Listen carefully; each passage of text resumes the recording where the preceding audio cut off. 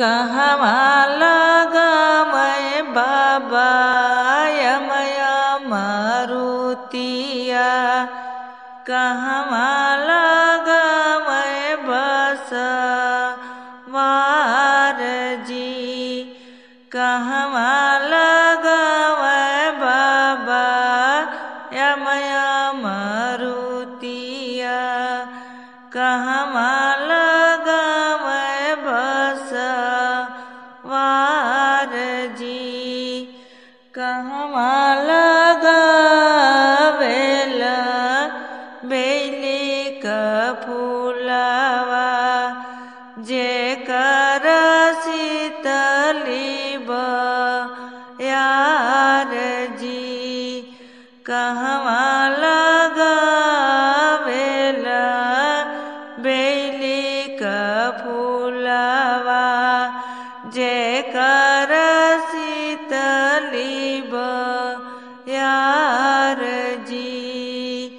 दुआरे लगावे बाबा यमया मारुतिया। खिड़की लगावे बसवार जी।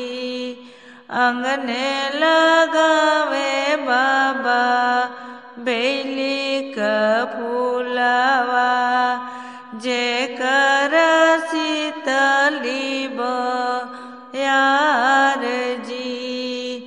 कहवाई बोलेला सुगना पपीहवा।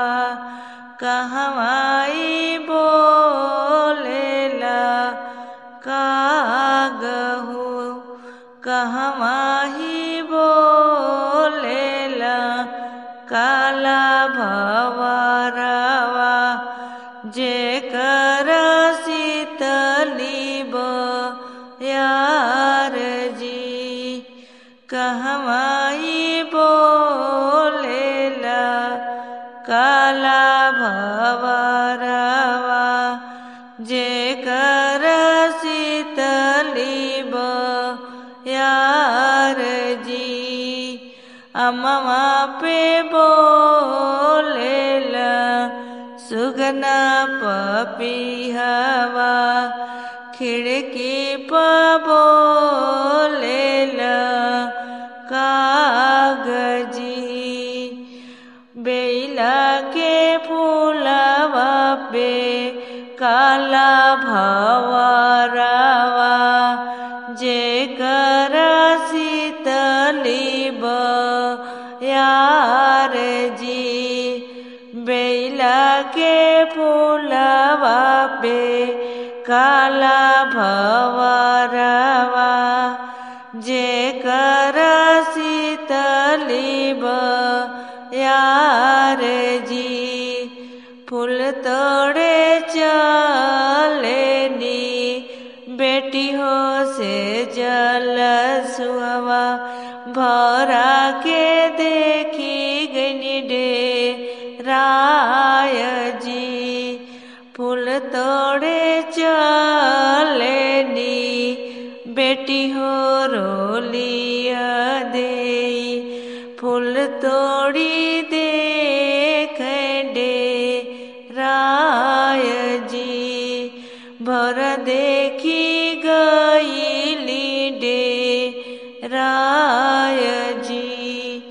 दुआरे ले आवे न अमन भैया बहिनी के लिहन बोलाय जी।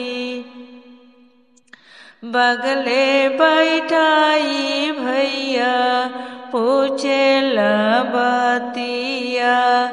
काहे बहिनी गईलू डेराय जी। फूलवाए तोड़े गईली बेला का फूलवा हो काला भंवरवा देखी डेराई जी। देहु न बहिना हो फरसा गड़ा सावा बेला बेला के काटी हम बाहाई जी। जिन काटा मोरे भैया बेला का पेड़ावा, गजड़ाए हम ही गुछाय जी। गजड़ाए हम